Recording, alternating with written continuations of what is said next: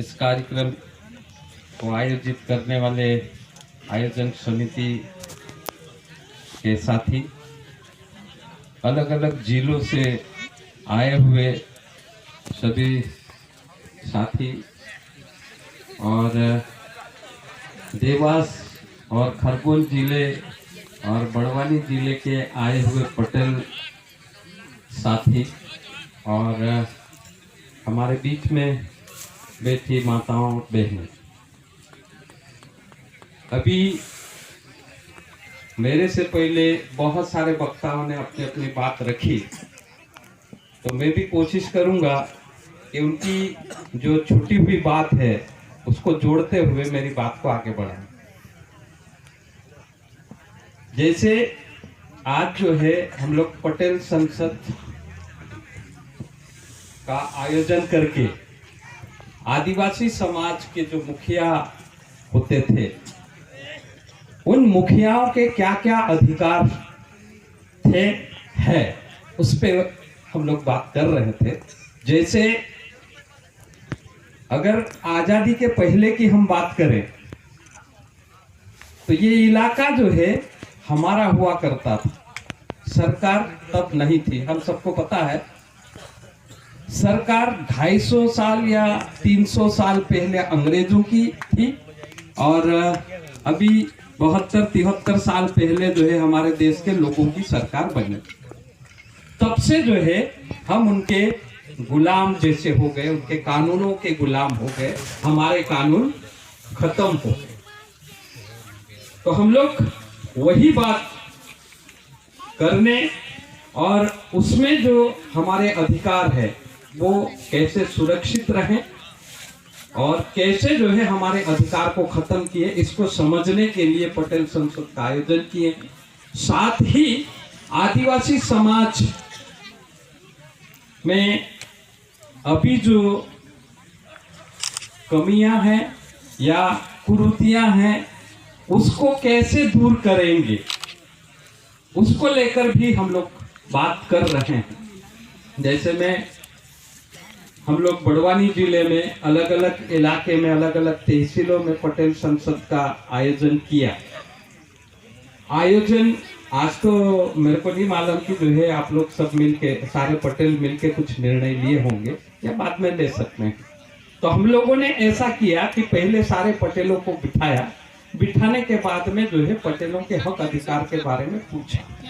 पूछने के बारे में वो हक अधिकार है या नहीं है तो बहुत अच्छी बात है, और अगर उनके हक अधिकार नहीं है तो क्या वो हक अधिकार उनको मिलना चाहिए या नहीं मिलना चाहिए।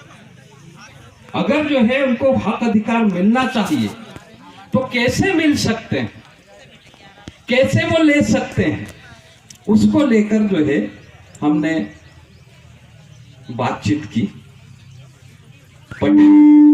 पटेल का जो हक अधिकार है, आज की तारीख में रेवेन्यू विभाग में पटेल को जब तौजी लेते हैं तब पटवारी जो है तौजी लेते समय जो है उनके हस्ताक्षर करवाते हैं, मात्र इतना उनको जो है सुविधा है। बाकी जो है कोई भी सुविधा हमारे मध्य प्रदेश में नहीं है।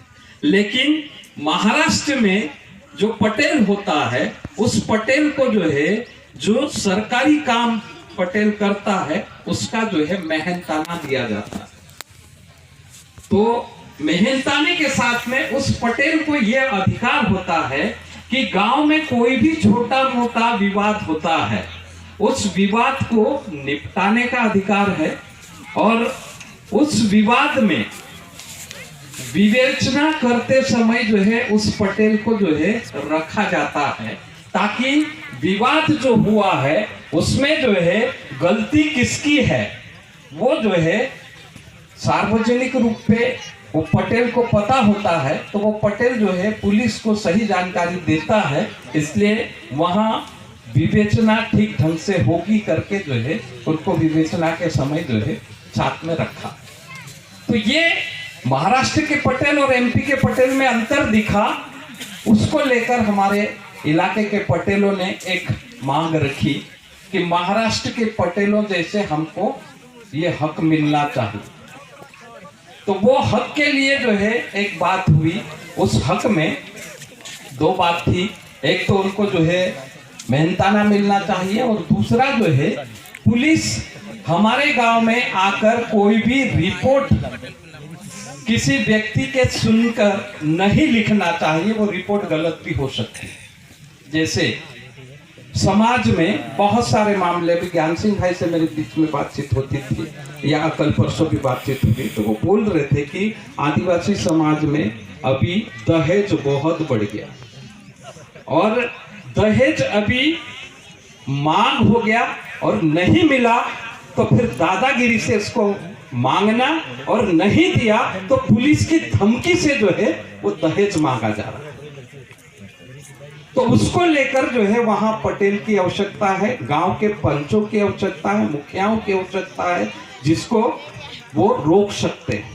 तो इसीलिए हम लोगों ने वहां पर इसी प्रकार का ये पटेल संसद कार्यक्रम किए, और पटेल संसद कार्यक्रम के साथ में हमने पेशा एक्ट को जो है जोड़ते हुए पटेलों के जो हक अधिकार है, ग्राम सभा के जो हक अधिकार है, उन हक अधिकारों को जोड़ते हुए हम लोगों ने काम किया। जैसे राजेश भाई बता रहे थे कि जो है प्रत्येक गांव में पेशा एक्ट, जैसे बड़वानी जिला अनुसूचित जिला है तो अनुसूचित जिले में जो है पेशा कानून लागू।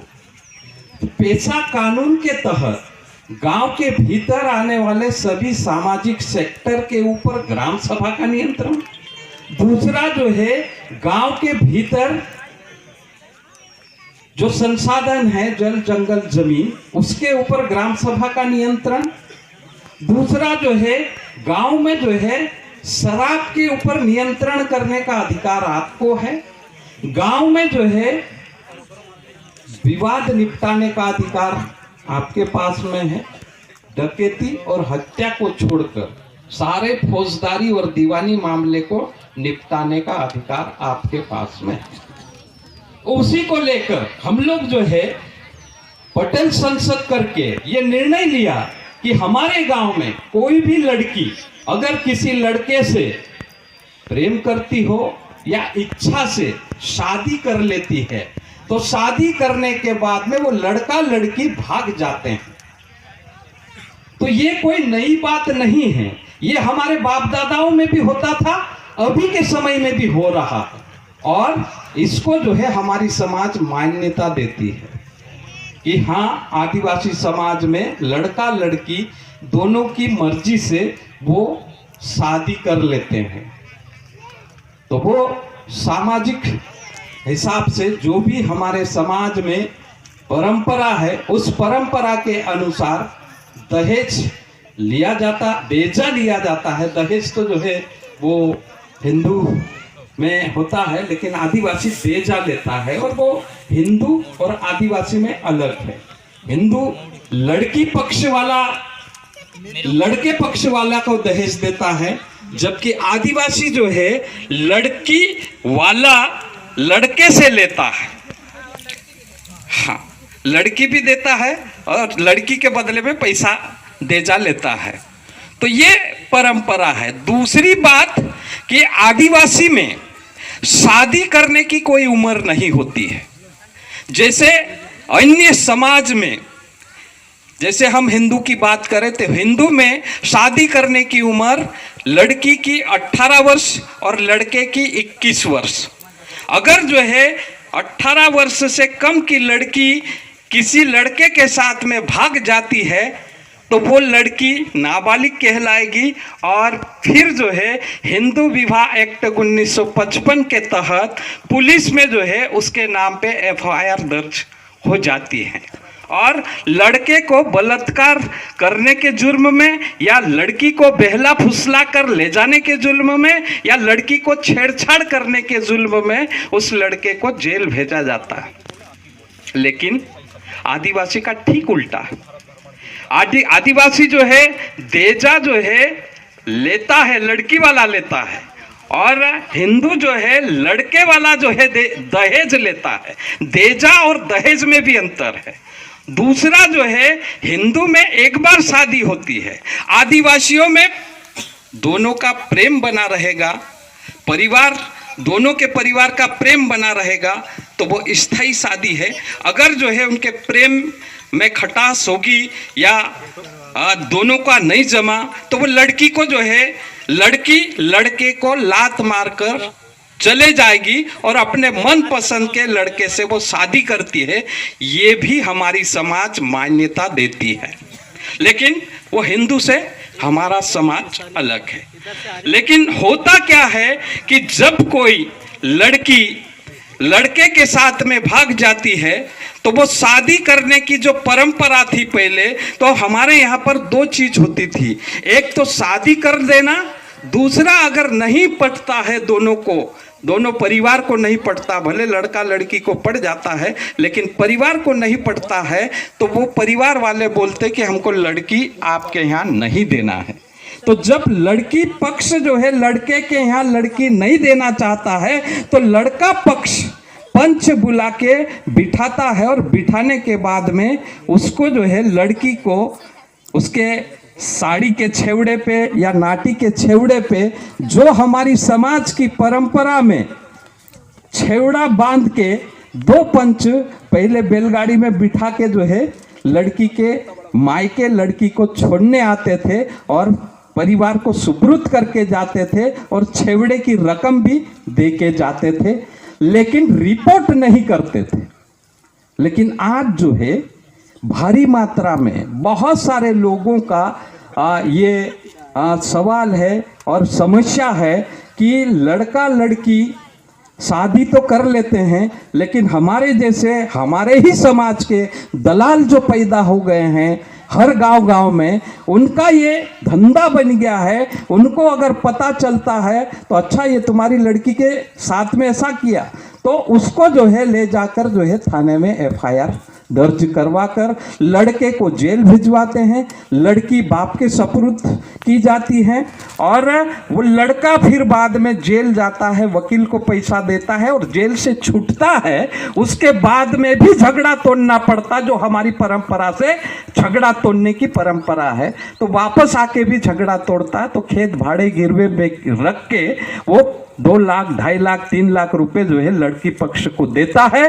फिर लड़की पक्ष जो है कोर्ट में राजीनामा देता है, तब जो है वो कोर्ट से बरी होता है। लेकिन ऐसी परिस्थिति में हमको क्या करना, ये एक सवाल खड़ा है। इसीलिए हम पटेल संसद कर रहे हैं।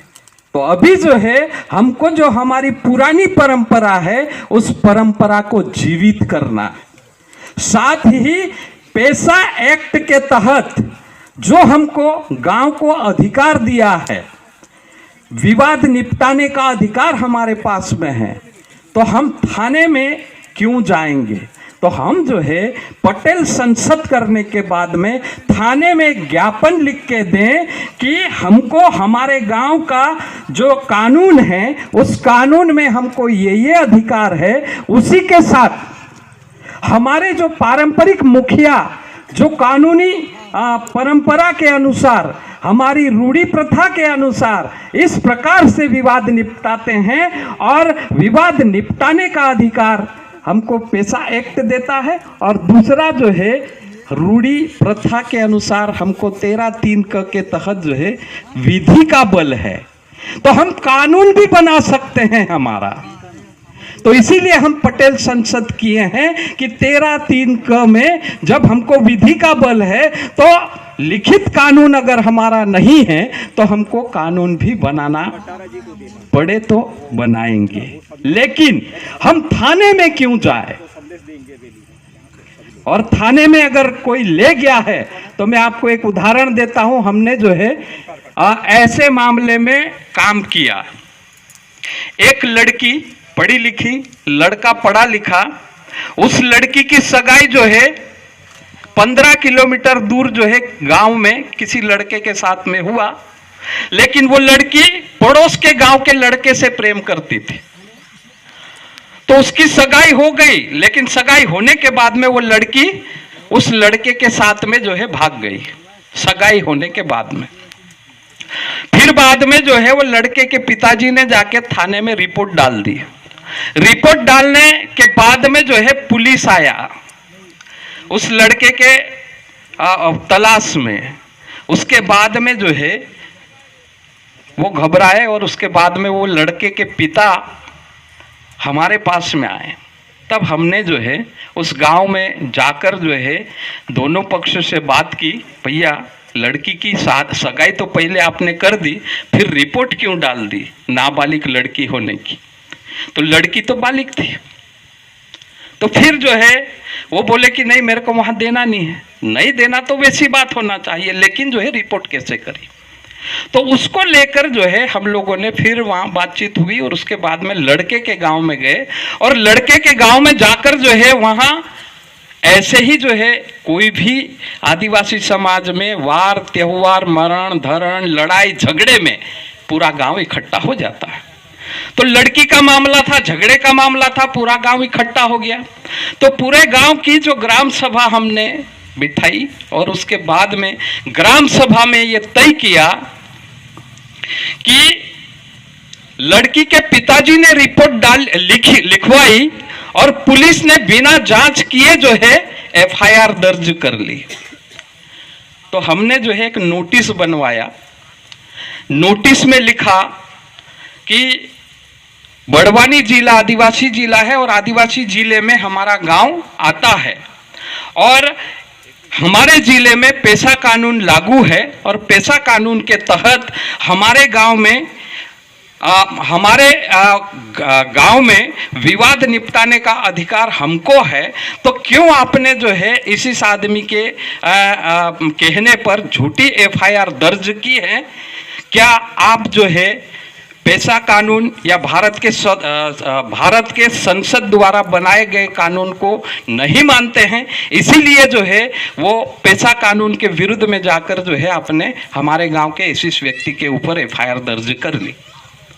क्यों ना, अगर आप जो है पेशा कानून या भारत के संसद के द्वारा बनाए गए कानून को नहीं मानते हैं तो क्या आप देशद्रोह कर रहे हैं?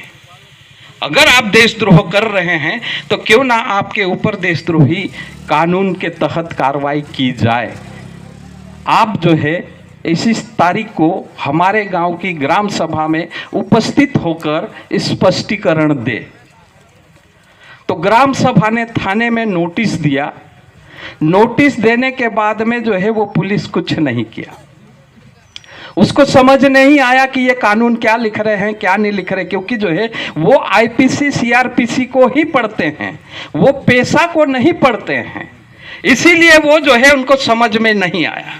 फिर जो है हम लोग थाने में गए, आरोपी को साथ में लेके गए। एसडीओपी को बोला, क्या साहब आप जो है कोई भी एफआईआर बिना जांच पड़ताल किए जो है एफआईआर फाड़ते हो या जांच करने के बाद में एफआईआर फाड़ते हो? तो उसी समय जो है हमारा एक आदिवासी की हत्या पुलिस चौकी में हुई थी, तो उसकी जांच चल रही थी। एफआईआर हमारे बोलने पे नहीं फाड़ी गई। तो वो एसडीओपी परेशान हुए। हमारे पास में झोले में किताब है, उस किताब में पेशा कानून लिखा है। उस कानून के तहत जो है हमने एसडीओपी को जो है ये किताब दिखाई, पूछा कि ये किताब किसने लिखी साहब? तो वो बोले मध्य प्रदेश सरकार की। साहब इसमें जो है ये कानून लिखा है, किसने लिखा साहब, किसने बनाया साहब? तो बोलता भारत सरकार ने कानून बनाया। लिखा किसने? तो मध्य प्रदेश सरकार ने। तो आप मध्य प्रदेश के कानून को मानोगे या नहीं मानोगे? तो वो जो है किताब को सिर पे ठोकता था, बैठता था, उठता था, बैठता था, बाकी बोल नहीं पाया कि मैं इसको मानूंगा या इसको मानूंगा।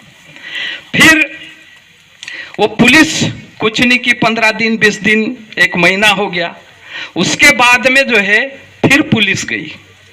तो हम लोगों ने ये तैयारी करके रखी थी कि जिसके नाम पे एफआईआर है उसको बोल रखा था कि तुम जो है पुलिस आए तो बोलना कि मैं गिरफ्तार होना चाहता हूं, तुम मेरे को गिरफ्तार करो।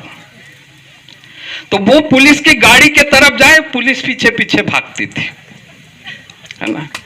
तो वो पुलिस जो है उसको नहीं पकड़ती थी। वो क्यों नहीं पकड़ती है? क्योंकि पुलिस को जो है ये अधिकार नहीं है कि किसी को भी किसी के भी घर में जाकर उठा के ले आए या पकड़ के ले आए। पुलिस जो है जब तक कोर्ट से वारंट नहीं निकलता है, उस वारंट के जरिए पुलिस जो है किसी को पकड़ नहीं सकती, और उस आदमी के ऊपर वारंट नहीं था, तो बिना वारंट से जो है वो नहीं ला सकती। इसलिए आदिवासी समाज के लोगों को कानून के बारे में जानकारी नहीं होने के कारण वो पुलिस क्या करता है कि जिस गांव में झगड़ा है उस गांव के पटेल को या सरपंच को या मेरे जैसा कोई दलाल हुआ करता है हर गांव में, तो उनको फोन लगाता, उनका नंबर जो है उनके पास स्पेशल है पुलिस के पास में, वो पुलिस का आदमी बनके पुलिस के हित में काम करता है। उसको बोलेगा कि अरे यार वो फलाना फलाना ने झगड़ा कर लिया, उसको लेकर कल थाने में आ जाना, अपन देख लेंगे। तो वो आदमी जो है लेके थाने में जाता है, और थाने में जाके पुलिस क्या लिखता है, पुलिस ये लिखता है कि फलाने फलाने के ऊपर झगड़ा करने के आरोप में ये धारा में केस बना है। ये केस बनने के बाद में ये आदमी इसको लेकर थाने में हाजिर हुआ और गिरफ्तारी दी। मतलब मैं मेरी सहमति से गिरफ्तारी दे रहा हूं, ऐसा पुलिस लिख लेता है और फिर अंदर कर देता है। लेकिन सही में देखा जाए तो पुलिस को किसी व्यक्ति को पकड़ने का अधिकार नहीं है। इसीलिए जो मैं बात कर रहा था उसमें जो है वो आदमी बोलता कि मेरे को पकड़ो, पुलिस बोलता नहीं पकड़ेंगे। 4 लड़कों को जो है मोबाइल लेके रखता था वो जो आरोपी बना था कि भाई पुलिस पकड़ेगी तो मोबाइल जो है घुमाना इधर उधर, कौन से इलाके से पकड़ा ये दिखना चाहिए, है ना। वो घर से पकड़ा मतलब जो है पकड़ नहीं सकता, कैसे पकड़ा ऐसा। तो फिर जो है वो नहीं पकड़ा। फिर बाद में हम लोग जो है पेशा एक्ट को लेकर एसडीओपी को बताया, एसपी को जो है लिखा सूचना के अधिकार के तहत जानकारी मांगी कि क्या अनुसूचित इलाके में पेशा कानून लागू है या नहीं। दूसरा लिखा कि अनुसूचित इलाके में आईपीसी सीआरपीसी कहां तक लागू होती है वो आप हमें दिखाए। तो एसपी साहब तो बेचारे रात के 1 बजे सूचना की जानकारी लेके किसी थानेदार को भेज रहा है ना, उसको भी समझ में नहीं आ रहा पेशा क्या है ना, अनुसूचित जिला क्या है। तो ऐसा करते करते ये हुआ कि वो आदमी 3 साल तक उसको पकड़ने नहीं गए। उसके बीच में धारा 41 का नोटिस भेजा और कहा कि मैं जो है आपके प्रकरण की जांच करता एएस पाटिल आपको सूचित करता हूं कि मैं धारा 41 के तहत कि मैं आपका प्रकरण का आपका चालान इस तारीख को पेश कर रहा हूं, आप जो है कोर्ट में हाजिर हो जाना।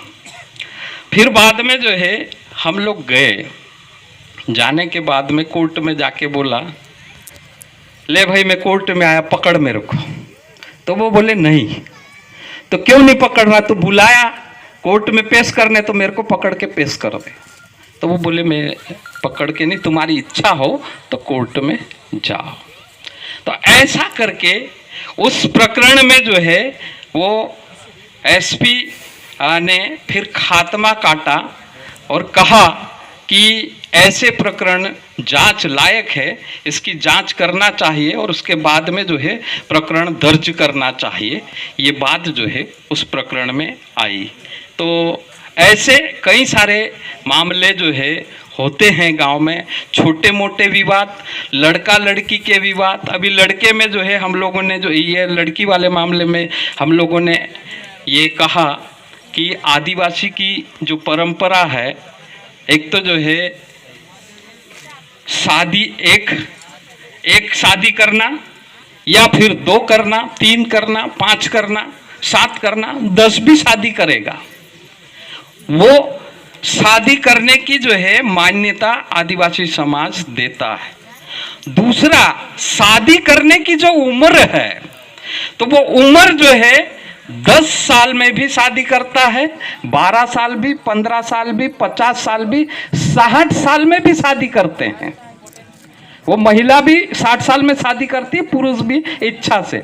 और ये शादी करने की परंपरा आदिवासी समाज में है और आदिवासी समाज इस परंपरा को मान्यता देती है।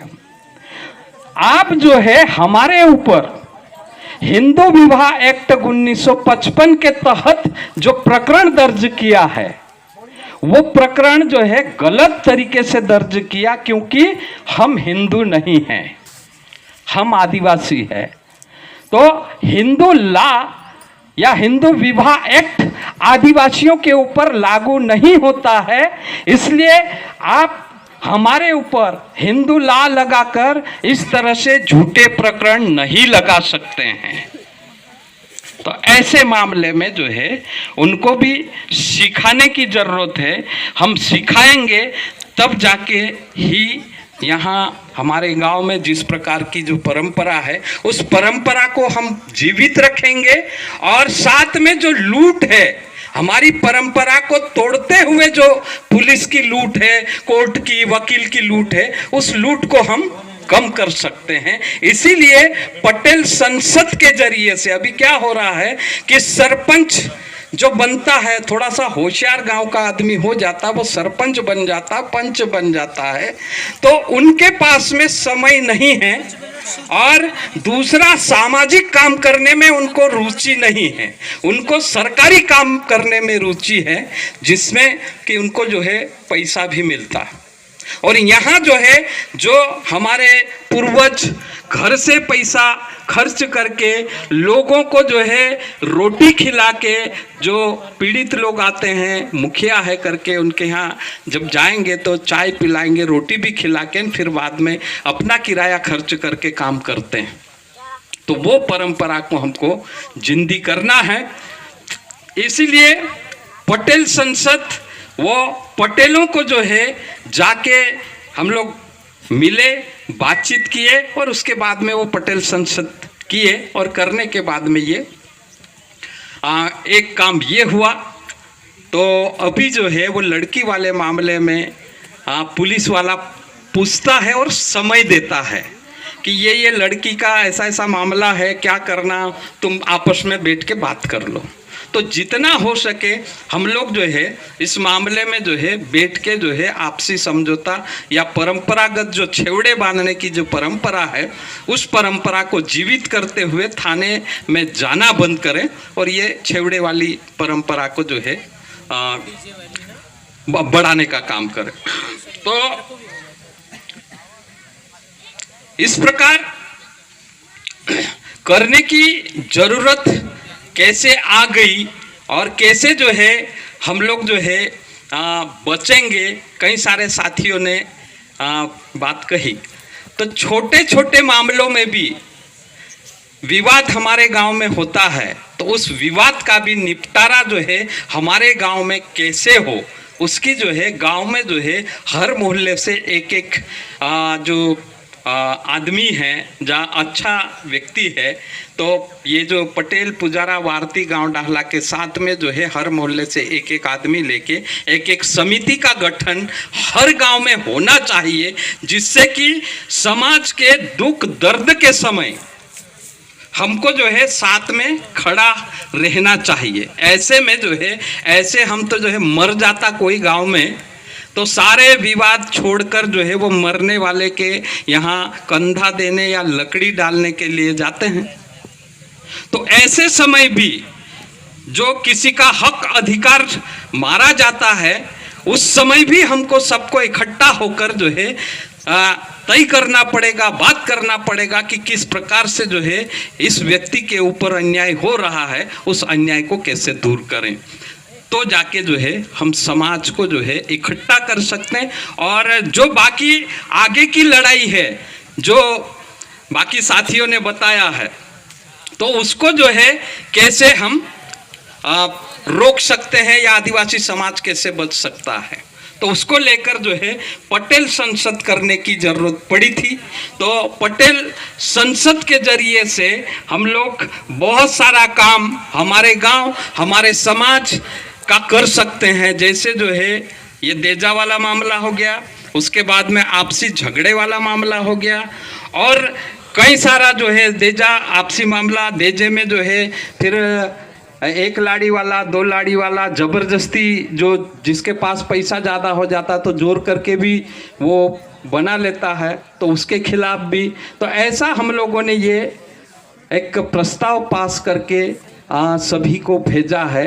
तो मैं अपने तरफ से सुझाव रख रहा हूँ कि आप भी जो है ऐसा ही प्रस्ताव पटेल सब मिलकर सर्वसम्मति से निर्णय लेकर ये प्रस्ताव बनाकर क्या हम जो है देजा करने वाले हैं, और फिर गांव में पुलिस के लिए हम लोग क्या जगह छोड़ें या रास्ता बनाएं कि कैसे जो है पुलिस को हमारे गांव में नहीं आने दे, ऐसा भी हम लोग को काम करना चाहिए। दूसरा जो है हम लोग बोल रहे हैं कि परंपरा और संस्कृति को जिंदा रखना है। तो परंपरा और संस्कृति को जिंदा रखना है तो हम लोग जो है बीच में कई सारे साथियों ने बातचीत की कि हम जो है घर का भूमि पूजन या तो फिर बाद में घर प्रवेश या फिर बाद में बेटे बेटियों की जो है शादी में पंडितों को बुलाते हैं, है ना।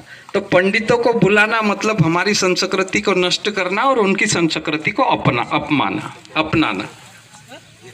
तो उसको जो है दूर करने के पहले जिस प्रकार से हमारे यहाँ पर जो है ये वंशावली लगाई है, तो ये वंशावली क्यों लगाई है और इसके पीछे क्या बताना हम चाहते हैं। जैसे मेहता साहब ने मेरे को कहा कि आप इनके ऊपर भी बोलना, तो ये वंशावली का मतलब ये है, कुछ तो जो है हमारा इतिहास है और कुछ जो है हमारे सारे खतरीशे हैं।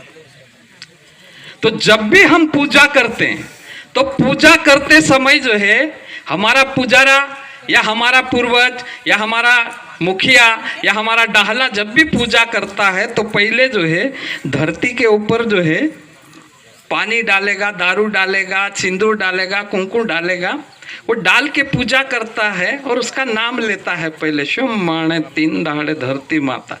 फिर बाद में जो है बोलता है ना, तीन दहाड़े शुभ माणे धरती माता। फिर बाद में बोलता चांद ने सूर्यमल, दात्या ने दोगड़ा ने, हवा ने, पवन ने, कीड़ा ने, मकोड़ा एने अवतन माणसे। तेरे बाद में अवतन जो है खोतरीशा नावे नाखजे कि आमरू पोलू होतो, पोलू होतो, पोलू होतो, पोलू होतो, पोलू होतो, पोलू होतो, पोलू होतो, पोलू होतो।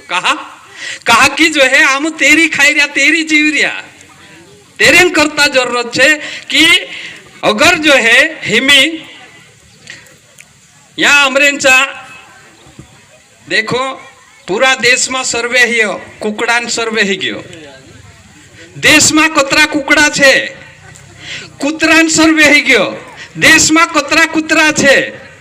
तेरे बाद में जो है बुकड़ान सर्वे ही गयो, कतरा देश में बुकड़ा छे।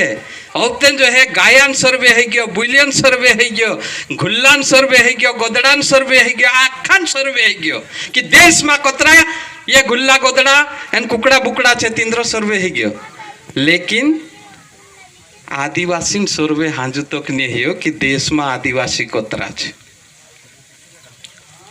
तेरेन करता यो जरूरत है कि आमू यहाँ सारी स्वावा छे, आमरा अतरा माणसे छे। हेमी जो है तींद्रो कुकड़ा बुकड़ा ते कर ले तो बढ़िया बात है कि हेणो जो आखान जो है हिसाब किताब या आखान आकड़ू।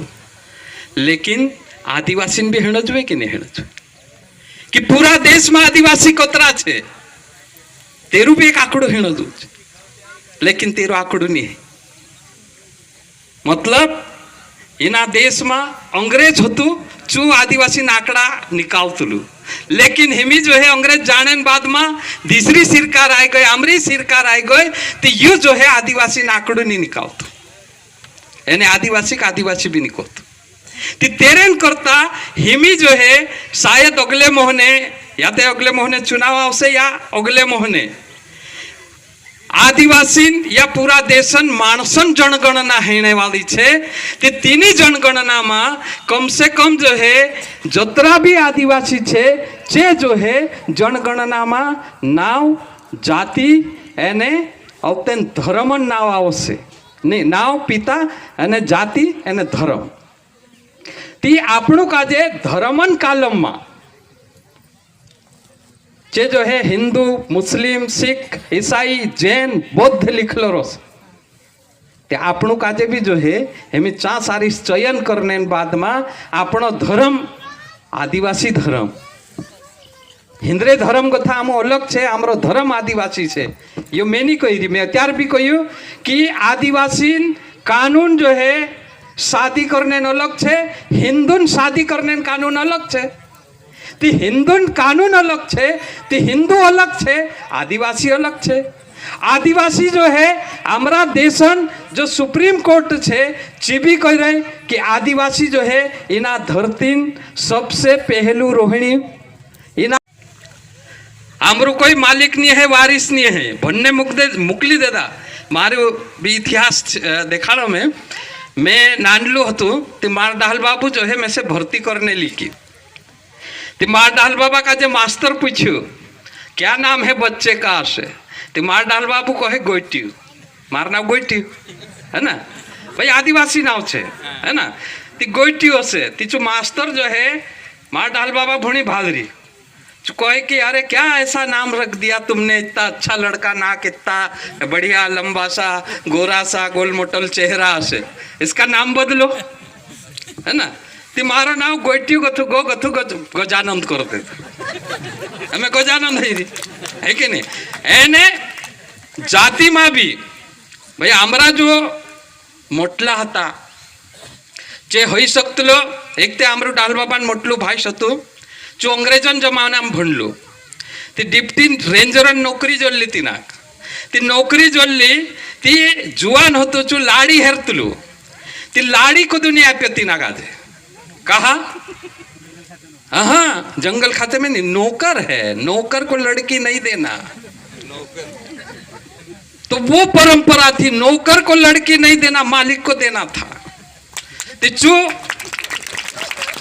चू बामणिया मतलब बामणिया लिखते लो बामणिया है ना लेकिन तेरी जो पिछली पीढ़ी आवी तेरे को था नानला भाष एक एक यो एक काय कहते एक पावली ते भणी नहीं है ना भणी ची भी घर रही नौकरी नहीं करिया है ना पाटाल बाबू ने सब नौकरी नहीं करिया पोछला और तन तिंद्रे कथा जो तीसरी पावली आवी चे भणने गया तीचे जो है भणने गया ती जात बदलाया मारी परिवारन एक जो है आप जानते होंगे उदय सिंह वर्मा है ना पीएचई में ही थे है ना तो वो वर्मा लिख गया उसका पिताजी शुरू किया वर्मा लिखना और एक जो है चोंगड़िया है हमारे घर के आगे है ना बहादुर वर्मा लिखता वो भी तो ये दोनों गए तो जात छुपा के जो है पढ़ाई किए है ना तो वो जात छुपा के पढ़ाई किए लेकिन वो पढ़े लिखे उन्होंने जो लिखा है ना तो वो चले गया वर्मा फिर दूसरे गए तो वो थोड़ी सी जात और बदले बामणिया से ब्राह्मणे कर दो आधे ब्राह्मण हो जाए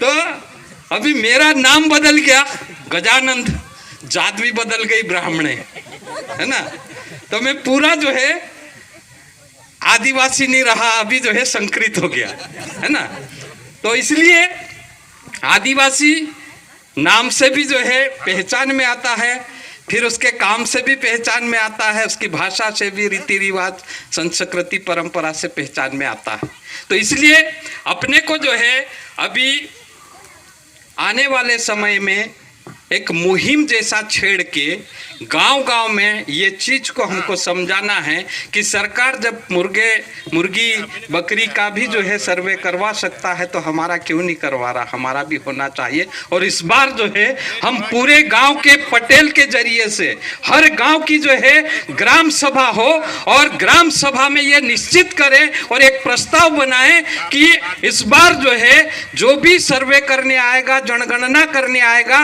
वो हमारी ग्राम सभा जो तय करके बोलेगी आएगी वही धर्म लिखाएगा, ये नहीं होगा। इतने साल से हमको पूछ लिया नाम और पिता का नाम और जाति, उसके बाद में मास्टर पूछता नहीं था और हमारे पीछे जो है हिंदू हिंदू हिंदू जो है डालता गया।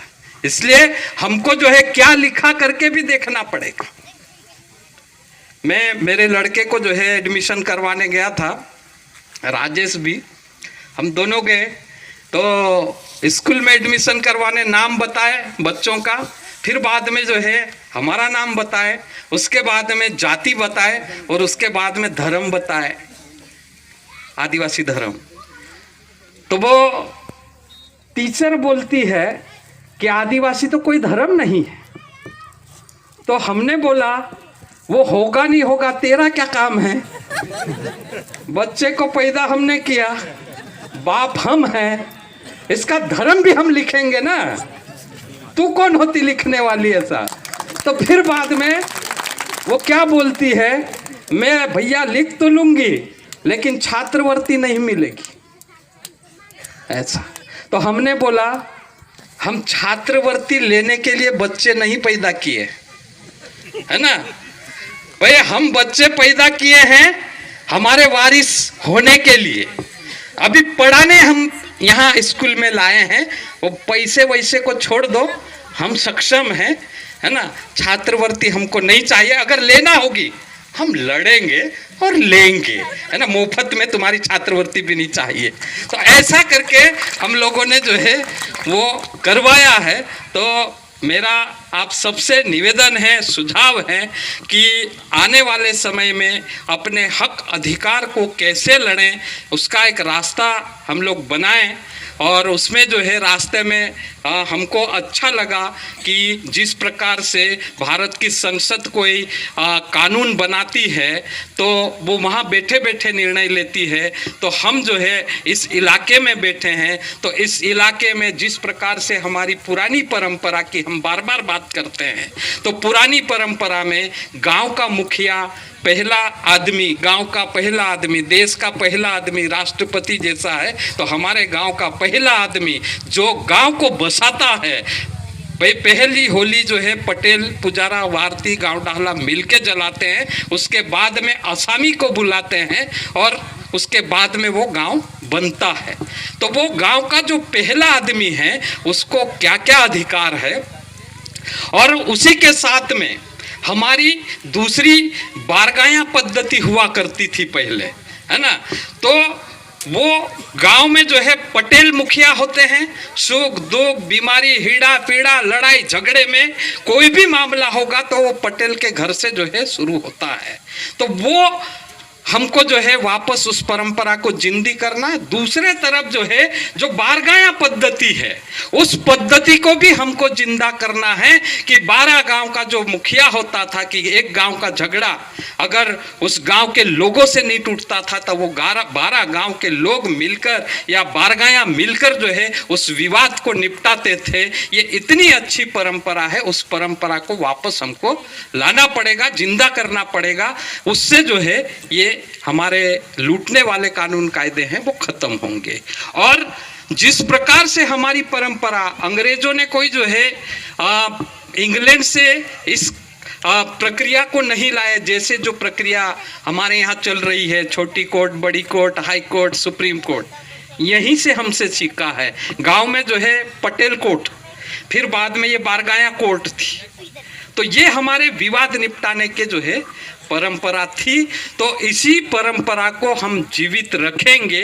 तो जैसे पेशा कानून में डकैती और हत्या को छोड़कर सारे दीवानी और फौजदारी मामले को निपटाने का अधिकार कानूनी रूप से अगर हमको मिलता है तो हमारी परंपरा के साथ जोड़ते हुए कानून को जो है हम लागू करवाने का काम करेंगे। कानून जो है किताब में है, वो सरकार चाहती नहीं है कि ये आदिवासी के हक में कानून है। तो ये कानून लागू होगा तो जो है हमारे पास में कोई नहीं आएगा, इसलिए उसको जो है उसका अभी तक नियम नहीं बनाए हैं। और इनको अगर पुलिस को डराना है तो जो है पुलिस को जानकारी नहीं है, पता नहीं है कि इसका नियम नहीं बना। लेकिन हम ये भी कह सकते हैं कि भारत सरकार कोई भी कानून बनाता है तो राज्य की जिम्मेदारी बनती है कि उस कानून के नियम 1 वर्ष के अंदर जो है बनाकर उसको लागू करना चाहिए। नहीं अगर जो है वो नियम बनाए 1 साल के अंदर और उसको लागू नहीं किया तो वो केंद्रीय कानून स्वतः ही उस राज्य में भी लागू हो जाता है। तो हम उस जरिए से जो है इस कानून को लागू करते हुए हमारी जो बारगाया पद्धति, पटेल पद्धति को भी जो है इसको ताकत देने का काम कानून से कर सकते हैं। और हमारे इलाके में कम से कम जो है इस तरीके से जो है लोगों के जो हक अधिकार नहीं मिल रहे हैं वो हक अधिकार भी हम लोग पा सकते हैं, ऐसा लगता है। इसीलिए जो है हम लोगों ने सोचा कि अलग अलग संगठन बना के अलग अलग लोग लड़ रहे हैं। अच्छी बात है, लड़ना चाहिए। जिस जिस जगहों पे जहाँ पर भी लोग काम कर रहे हैं, चाहे वो विद्यार्थी साथी जो है विद्यार्थी जीवन जी रहे हैं तो अपना छात्र संगठन के रूप में, जेएस के रूप में, कर्मचारी अलग अलग संगठन के नाम पे आकाश, अजाक्ष जो भी अपने अपने इलाके में लड़ रहे हैं, अच्छी बात है वो लड़ें। लेकिन साथ साथ में जो है गांव में भी जो है हमको जो है जो हमारी संस्कृति परंपरा को अगर बचाना है, आदिवासी को अगर बचाना है, आदिवासी को अगर जिंदा रखना है तो पटेल संसद के जरिए से ही हम गांव को जो है एकजुट कर सकते हैं, गांव को ताकत दे सकते हैं और फिर बाद में हम हमारा हक अधिकार मिलके बड़ा सोच रखते हुए जो है मिलके ले सकते हैं। जैसे उदाहरण के लिए मैं राजेश भाई ने वन अधिकार मान्यता कानून के ऊपर अच्छा बोला, लेकिन मैं थोड़ा सा जोड़ते हुए उनकी बात को आगे बढ़ाऊंगा कि वन अधिकार मान्यता कानून जब बन रहा था उस समय हम लोगों का ये था कि वो कानून जो है सरकार के जरिए से नहीं चले, लोगों के जरिए से वो कानून को चलाएं। इसीलिए जो है वो दावे का सत्यापन करना ग्राम सभा को अधिकार दे दिया, उसमें कलेक्टर और दूसरे लोगों को अधिकार नहीं। दूसरा जो है हम लोगों ने जो पारंपरिक सीमा की हम लोगों ने बात किया है, तो पारंपरिक सीमा मतलब जो है हमारा गांव, हमारे लोग जो बिना पढ़े लिखे थे वो जो है गांव को ऐसे जो है सीमांकित करते हैं कि पोलू बैडू, पोलो आड़खू, पोलू खुदरू, पोलू वोड़ या पोला जो है दोगड़ा, ये आमरो गांव। तो ऐसा करके चिन्हित करते थे और वो चिन्हित होने के बाद में एक गांव तो वो हो गया, लेकिन उसका पड़ोस वाला गांव भी ऐसा ही चिन्हित करता कि पोला गावन काकड़ गो थो, पोला झाड़न चांग थो, पोली नंदी गो थो, आदि नंदी हिंद्री न आदि नंदी आंबरी, ऐसा करके जो है चिन्हित करते थे। तो वन अधिकार मान्यता कानून में जो राजेश भाई बता रहे थे सामुदायिक अधिकार की बात, तो सामुदायिक अधिकार में ये है कि जो पारंपरिक सीमा, एक गांव की पारंपरिक सीमा, दूसरे गांव की पारंपरिक सीमा, तीसरे गांव की, चौथे गांव की, पांचवें गांव, छठे गांव की, ऐसा जो है जो हम बोलते हैं ये हमारा भीलखंड है, राजस्थान, गुजरात, महाराष्ट्र और मध्य प्रदेश। और कुछ लोग मांग भी कर रहे कि ये भीलखंड हमको दो ऐसा, लेकिन ये कानून आपको जो है भीलखंड देने की बात करता है कि पारंपरिक सीमा के हिसाब से प्रत्येक गांव वाला अगर दावा कहेगा, ठोकेगा सरकार के ऊपर कि ये सीमा के अंदर मेरा गांव आता, ये सीमा के अंदर मेरा आता, ये सीमा के अंदर मेरा आता, ये सीमा के अंदर मेरा आता, ऐसे जो है प्रत्येक गांव वालों ने सीमा ठोक दी। मध्य प्रदेश, महाराष्ट्र, गुजरात में जहां जहां आदिवासी रहता है तो वो सीमा या वो इलाका उन लोगों को मिल जाएगा, क्योंकि जो है कानून ये बोल रहा है कि पारंपरिक सीमा के अंदर आने वाला जल, जंगल, जमीन उस गांव के अधीन होगा, उस गांव की ग्राम सभा के नियंत्रण में होगा। और जब वो गांव के नियंत्रण में वो जल, जंगल, जमीन हो गया तो क्या वहां फॉरेस्ट रहेगा? वो तो लोगों का हो गया ना। तो हम अगर फॉरेस्ट को कुल्हाड़ी या तलवार लेके मारने जाएंगे तो वो गैर कानूनी काम होगा। लेकिन हम जो है दावा भर के हम दावा करेंगे सरकार के साथ में जाके कि ये इतना पारंपरिक सीमा के अंदर आने वाला ये सारा संसाधन हमारी ग्राम सभा का है, तो सरकार को वो संसाधन देना पड़ेगा कानूनी रूप से। और देते हुए वहाँ फॉरेस्ट की ज़मीन नहीं होगी, पानी नहीं होगा, तो वहाँ फॉरेस्ट की रहने की कोई भी ज़रूरत नहीं है।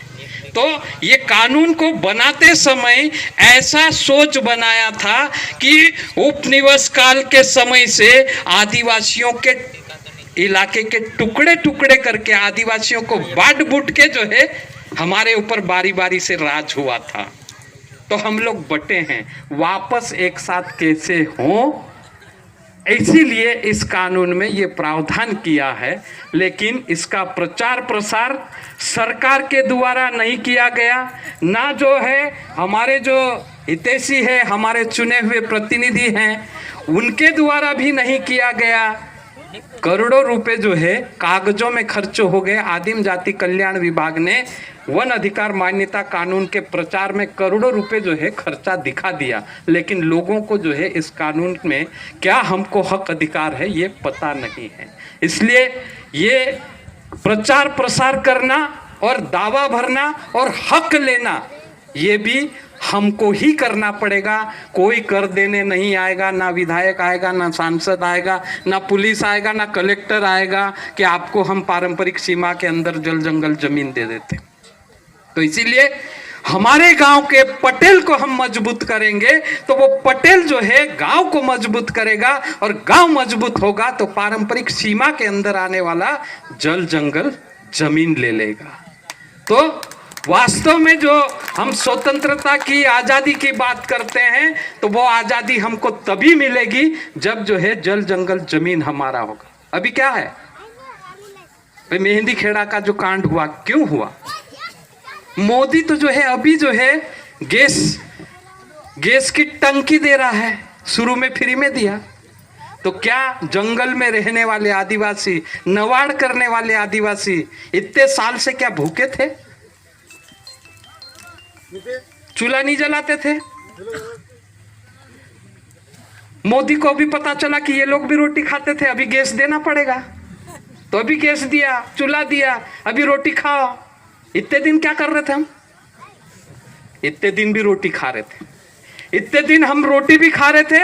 हमारा जो सार्वजनिक या जो है पारंपरिक जो त्योहार था, मरण धरण था, वो भी होते आ रहा था। लेकिन साथ साथ में जो है रहने के लिए मकान बना रहे थे, खेती करने के लिए जो है खेती के सारे औजार बना रहे थे। कहीं न कहीं हम जंगल से जो है वो लकड़ी लाकर जो है घर बनाते थे, खेती करने के औजार बनाते थे। उसके बाद में जो है जलाऊ लकड़ी लाकर चूल्हे में डालते थे, रोटी पकाते थे, पेट भर के खाते थे और खूब काम करते थे। सबको पता है। लेकिन जो है कानूनी रूप से जो है अगर जो है हम जंगल से लकड़ी लाते हैं और बीच में हमको फॉरेस्ट देख लेता है तो वो रोकता है। मतलब लकड़ी तो क्या, लेकिन मोली को भी जो है जलाऊ लकड़ी, मोली सड़ी गली लकड़ी भी लाते थे तो फॉरेस्ट विभाग उस मोली को भी रोकता था। उस मोली लाने के ऊपर जो है दंड ठोकता था, नहीं तो पैसे लेता था और खूब तो गालियां मारता था, बोलता था कि अरे आदिवासी छेमटे भेलड़े साले जो है मादर बहन कहाँ से लकड़ी लाया। सारी दुनिया भर की गाली देने के बाद में पूछता लकड़ी कहाँ से लाया, तो हम बोलते थे माए बाप जंगल में से, और कहाँ से लाएंगे। तो जंगल में से जलाऊ लकड़ी लाना गुना। घर बनाने के लिए सरकार बोलती है रोटी कपड़ा और मकान की जिम्मेदारी सरकार की। तो रोटी कपड़ा मकान की जिम्मेदारी जब सरकार की, तो हम मकान बनाने के लिए डांडी लाते, बारकस लाते, तो सरकार को नहीं पकड़ना था, लेकिन सरकार पकड़ती, दंड लेती, डिपो में डालती। एक बार का उदाहरण मैं बता दूं, हमारे यहाँ जो है एक आदमी 9 चश्मे का मकान बनाया, 9 चश्मे का मकान बनाया और उसके बाद में फॉरेस्ट वाले जाके जो है उखाड़ लाए, पूरा मकान उखाड़ लाए गाड़ी भर के डिपो में। फिर वो आदमी आया गेंद्राम भाई के पास में, बोले यार गेंद्राम दादा उसो तो सही गयो, काय करने है वो सही गयो, चल। गया गेंद्राम भाई, जाके जो है उसको बोला क्यों रे ये लकड़ी कहाँ से लाया, तो बापदड़ से। तो बापदड़ से लाया, तो बापदड़ का नौकरी कर रहा, बापदड़ की तनख्वाह खा रहा, कि जो है झाड़ बचाने की तनख्वाह खा रहा, जंगल बचाने की तनख्वाह खा रहा, घर धरने की तनख्वाह खा रहा, या पेड़ लगाने की तनख्वाह खा रहा है। तो वो इधर उधर देखने लग गया। तो भाई इसने तो जो है बोला कि तू जो है घर लाने का तेरे पास जो है लाइसेंस है क्या, तेरे कौन से कानून में लिखा मेरे को बता। तो वो घबराया। घबराने के बाद में इधर उधर बात किया, बोले जो है ले जाओ यार, तुम वापस दिमाग मत खाओ। तो वो वापस दे दिया। देने के बाद में गेंद्राम बोलता कि चल तेरी गाड़ी लगा, भर लकड़ी, घर छोड़ने चल, है ना। तो फिर बाद में जो है वो भी तैयार। लेकिन वो जो है मकान का मालिक बोलता, नहीं गेंद्राम भाई मैं से जान दे घर, गाड़ा लाओ में सा। तो वो जो है घर गया 10-12 बैलगाड़ी लाया और साथ में एक मांदल भी लाया, है ना। तो डिपो से 9 चश्मे का मकान भर के वो पूरा जो है मांदल बजाते बजाते जो है बापदड़ तक ले गए। तो वो कैसे ले गए? फॉरेस्ट में जो फॉरेस्ट विभाग जो नौकरी कर रहा है, उसका काम है जंगल की रखवाली करना, पेड़ की रखवाली करना। लेकिन कोई भी पेड़ कट गया, कटने के बाद में वो वस्तु में परिवर्तन हो गया तो आपका हक खत्म हो जाता है, फॉरेस्ट पकड़ नहीं सकता ना। तो ऐसे में जो है हमारे पास में एक आदेश भी था मध्य प्रदेश सरकार का। हमने कहा तुमको जो है पेड़ को काटने से रोकने की तनख्वाह मिलती है, वस्तु में परिवर्तन हो गया, ये तुम्हारा नहीं, ये हमारा। तो ऐसे में जो है वो हुआ है। तो ऐसा ही हमको जो हक अधिकार है, तो कानूनी रूप से वन अधिकार मान्यता कानून के तहत से पूरा इलाका मिल जाएगा, तो हमको इनके साथ में लड़ने की भी जरूरत नहीं होगी। अभी क्या हुआ है कि कई सारे साथियों का जो दावा निरस्त हुए हैं, तो दावे निरस्त ऐसे भी हुए हैं कि आदिवासी का जो भूल हुआ है, आप बता रहे थे मेहता साहब कि हमको किसी ने जो है चला लिया, तो उसमें जो है हमने कभी बोला ही नहीं कि तुमने ऐसा क्यों लिखा। तो कुछ आदिवासी भील बन गए, भील में से कुछ मानकर बन गए, कुछ जो है तड़वी बन गए। हमने बोला ही नहीं, किसी ने कुछ भी लिख दिया। तो जो आदिवासी बारेला भील इस इलाके में तो कोरकू और गोंड भी आ गए, लेकिन हमारे इलाके में बारेला, भील और भीलाला 3 समाज के लोग हैं। लेकिन भील में जो है मानकर और तड़वी, निहाल भी, है ना। तो ये भील की उपजाति है, ये हम भील भीलाला भी।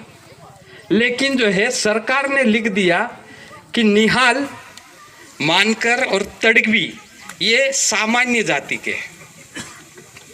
तो जो सामान्य जाति का आदमी होगा, तो कानून में ये लिखा है कि जो आदिवासी होगा वो 13/12/2005 के पूर्व जिसने अतिक्रमण किया उसको जो है 10 एकड़ तक का अधिकार पत्र मिलेगा। लेकिन जो सामान्य जाति का है उसको 3 पीढ़ी का 75 साल का जो है प्रमाण देना पड़ेगा। तो ऐसे जो हमारे आदिवासी भाई है, वो मानकर हो, तड़वी हो, निहाल हो, लेकिन है आदिवासी, लेकिन जो है वो अधिकार लेने से वंचित है। और वंचित होने का कारण वो है, हम नहीं, जिसने हमको जो है अलग अलग जाति में बांटा है, अलग अलग हमको उपाधि दी है, उससे वो बच गए हैं। तो उसमें भी हमको जो है पटेल संसद के जरिए से हमको जो है उनके पक्ष में ये प्रस्ताव पास करके भी सरकार को भेजना पड़ेगा कि ये भील की जो है 3 जातियां हैं, मानकर, तड़वी और निहाल, ये आदिवासी की भील जाति की मुख्य या उपजाति है, इसको आदिवासी जाति में शामिल किया जाए या आदिवासी जाति के बराबर के अधिकार दिए जाए। ऐसा करके हमको पटेल संसद के जरिए से जो है मांग भी रखना पड़ेगी, जिससे कि जो है हमारे कुछ लोग वंचित हैं उनको भी वो हक अधिकार मिले।